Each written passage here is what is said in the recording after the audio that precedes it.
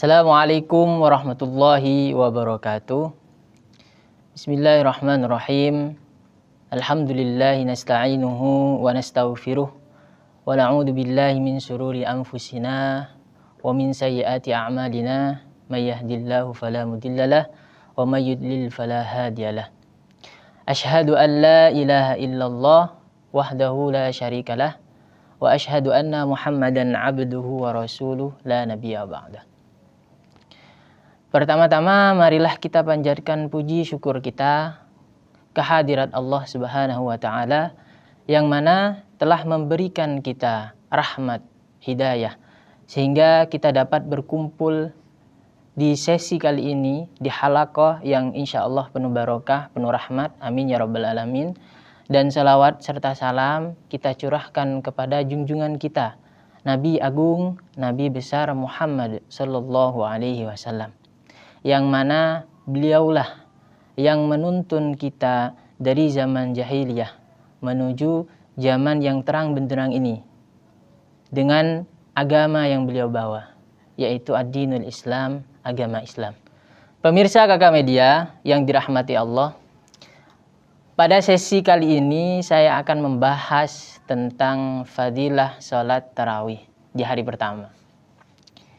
Pembahasan ini sangat unik ya, karena kita akan bertemu, kita akan menjumpai bulan suci Ramadan, bulan yang mulia, bulan yang mana didamba-dambakan oleh seluruh umat Islam di dunia. Di bulan suci Ramadan ini patutlah kita untuk mengamalkan amalan-amalan sunnah Nabi seperti berzikir, bersedekah, dan lain sebagainya. Terutama kita harus memperbanyak ibadah di bulan suci ini. Maka anjuran Nabi adalah biasanya Nabi itu melakukan sholat tarawih. Pada sesi kali ini saya akan membahas tentang fadilah sholat tarawih di hari pertama. Maka pertama-tama saya akan menjelaskan tentang sejarah salat tarawih. Sejarah salat tarawih sebenarnya itu sudah dikerjakan oleh Kanjeng Nabi Muhammad sallallahu alaihi wasallam pada tanggal 23 Ramadan kedua tahun Hijriyah. Di mana pada waktu itu saya pernah membaca sebuah hadis tentang Aisyah itu pernah melihat Nabi Muhammad Shallallahu Alaihi Wasallam mengerjakan sholat pada malam hari, lalu diikuti oleh para sahabat. Pada hari ketiga, hari keempat, sahabat berkumpul di masjid menunggu kedatangan Rasulullah untuk mengimami salat tarawih. Tapi anehnya pada waktu itu Rasulullah Shallallahu Alaihi Wasallam tidak datang. Keesokan harinya, kata Aisyah, beliau itu menyampaikan di depan atau berkhutbah ya. Beliau menyampaikan, sesungguhnya aku melihat kalian di malam itu. Tapi sebenarnya saya takut sekali kalian mewajibkan apa yang dilakukan saya. Dari penggalan hadis ini dapat kita simpulkan bahwa sebenarnya Rasulullah Shallallahu Alaihi Wasallam itu sudah mengerjakan yang namanya salat tarawih. Tapi ada timbul keanehan di sini. Kenapa ketika hari ketiga atau hari keempat beliau tidak datang ke masjid untuk mengimami salat tarawih? Ada dua masalah. Alasan yang pertama adalah Rasulullah itu takut jikalau ada rahmat atau ada perintah Allah Subhanahu wa taala mewajibkan untuk salat tarawih. Karena takutnya nanti generasi ke depan, generasi umat ke depan itu tidak mampu untuk melaksanakan salat tarawih karena posisinya memang beda dengan pada saat sahabat pada waktu itu. Itu yang menjadi alasan pertama. Yang kedua adalah takutnya juga sahabat itu menganggap salat tarawih itu adalah suatu hal yang wajib. Karena kenapa? Sesuatu yang dilakukan oleh Nabi, sesuatu yang sering dilakukan oleh Nabi, itu biasanya sahabat menganggapnya adalah suatu hal yang wajib.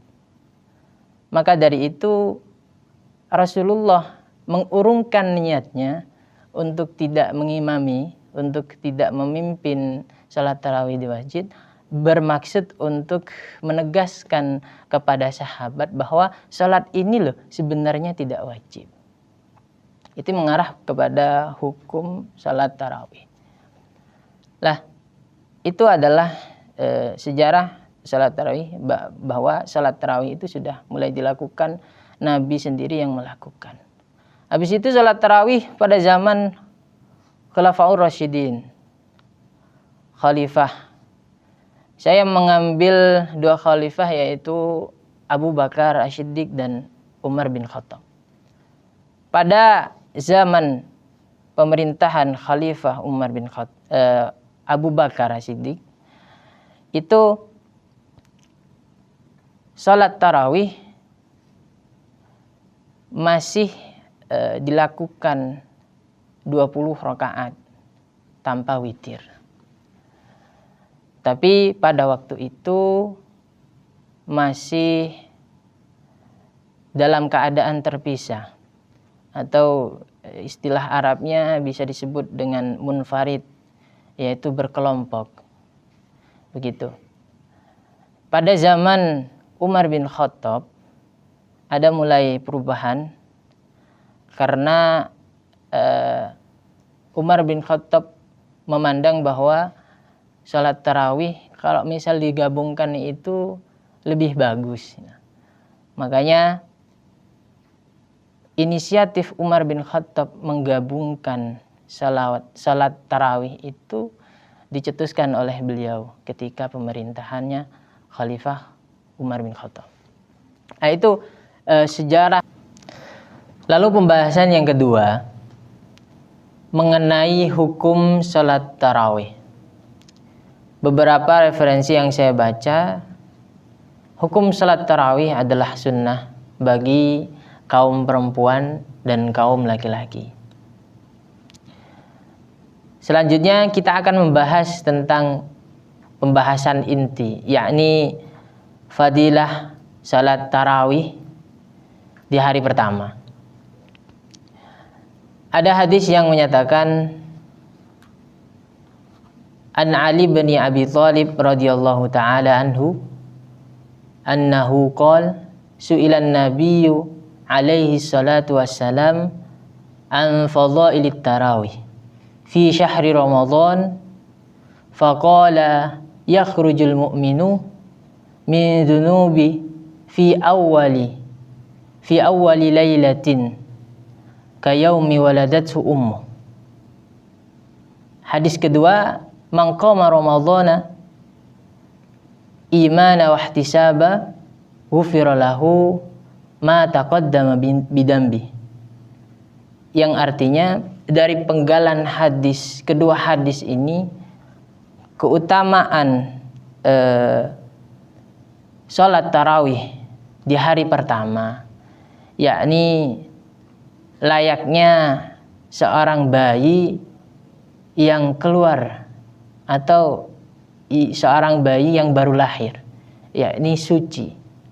Dari kedua hadis tersebut, orang yang beribadah atau salat tarawih di bulan Ramadan seraya dia beriman dan ikhlas, maka diampuni dosa-dosanya yang lampau. Jadi keutamaan atau fadilah salat tarawih itu sangat luar biasa ya. dosa-dosa dahulu itu akan diampuni kalau kita sholat tarawih di hari pertama di bulan Ramadan ini. Maka dari itu saya Ahmad Muflih Syauqi untuk kajian ini hanya ini yang saya bisa sampaikan tentang pengetahuan fadilah sholat tarawih. Apabila ada salah kata atau salah dalam ucap, mohon maaf. Akhirul kalam. Assalamualaikum warahmatullahi wabarakatuh.